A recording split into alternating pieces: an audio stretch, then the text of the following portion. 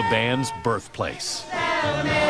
The South African-born Matthews was a bartender at Miller's back in 1991, when, after secretly writing a handful of songs, he approached Moore and Beauford, who played at the restaurant.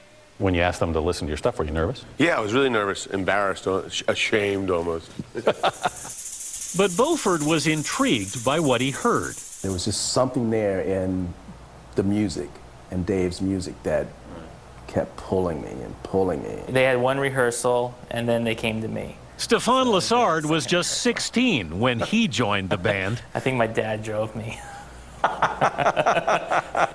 Soon, they added Boyd Tinsley on violin. Because every week we couldn't believe it. More and more people would come, you know. So many people that within a year, Lessard had to quit college. I remember I put a note on the head of the jazz department's door. I'm sorry, I won't be able to go to school anymore here. I've decided to go play with the Dave Matthews Band. Thank you for everything you've done. Tacked on the door. He was furious. He was furious. Up and down, puppies, hair, fleas and texture everywhere. By 1994, they'd cracked the pop charts. And by the end of the decade, DMB, as their fans dubbed them, were the biggest touring act in rock. A free concert in New York's Central Park in 2003 drew 120,000 people. In all, their tours have grossed more than $500 million.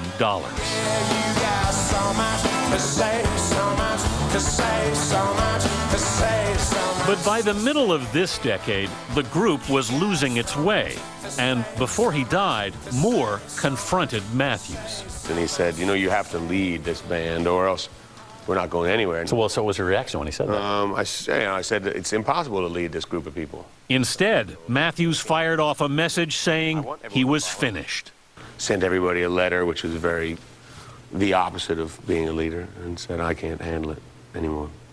Why? Get out. I couldn't, it just wasn't fun, you know. At that stage, we were all not communicating, and everyone was so sort of bitter and what were you bitter about? Each other. It had nothing to do with success or how grateful we were for the success we had. Just that we weren't talking. You know, if you're in a relationship with people, little things become big things become little things. What did you say in that letter? I can't remember exactly what it was, but it was fairly final. What did you think when you got this letter? I thought that he had lost his mind. It's like, where's this coming from? You know, there were some turbulent times for years, actually. But that's all part of it, you know. They talked over their differences and decided we weren't ready to get a divorce. Yeah. You know, so. Right. But did you think about it? Well, you think about it, but then you remember how great it really is. Did you come out here because it's remote? But we really like the place. It's far away. Some people we bring out here, you know, and to work with, and they're like, where the hell are we? The band retreated to Haunted Hollow. Freaked out by how remote it is, but... The house on 140 acres in the Charlottesville countryside that they'd converted into a studio. We just wanted a place where we could all concentrate. So this is where we started. Here, they began work on a new album. The very first tracks you did, you'd lay down here. Sort of, but we were rehearsing, so... Leroy Moore was in on those early improvisational sessions. The album was still developing when he died. Being in the studio now, you know, it's like that booth behind me, you know, he wasn't there. And it was tough, you know. I mean, I had probably the biggest breakdown that I ever had about this. I need to kill this pain. Matthews, now married with 3 kids, was already familiar with unexpected death. He was 10 when he lost his father to cancer. His oldest sister, Ann, died suddenly 15 years ago. How did that affect how you dealt with this? I don't know if I've dealt with my father's death, and I should probably talk to an analyst, or my sister's death properly. But you've never been afraid of writing about it. I do write about death a lot. I don't like to overuse that whole seize the but I think, you know, the fact that we're going to die is a pretty good reason to stop complaining. When my story ends, it's gonna end with him. Heaven or hell, I'm going there with the groove drops king. Wild hell, 4 years after their last studio album, the band will release Big Whiskey and the Gru Brux King this week.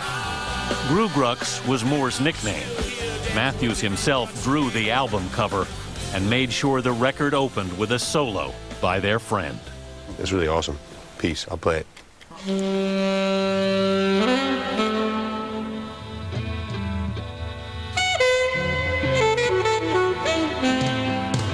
So this is Leroy, and it was recorded right here? Yeah, all this was recorded, all the music.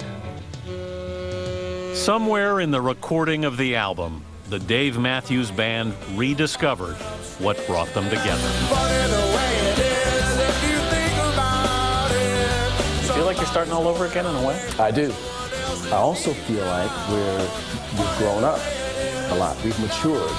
And it took something like that for us to see the light. I get the sense this record is very important to you. Yeah, I think it's our clearest statement of what this band can be.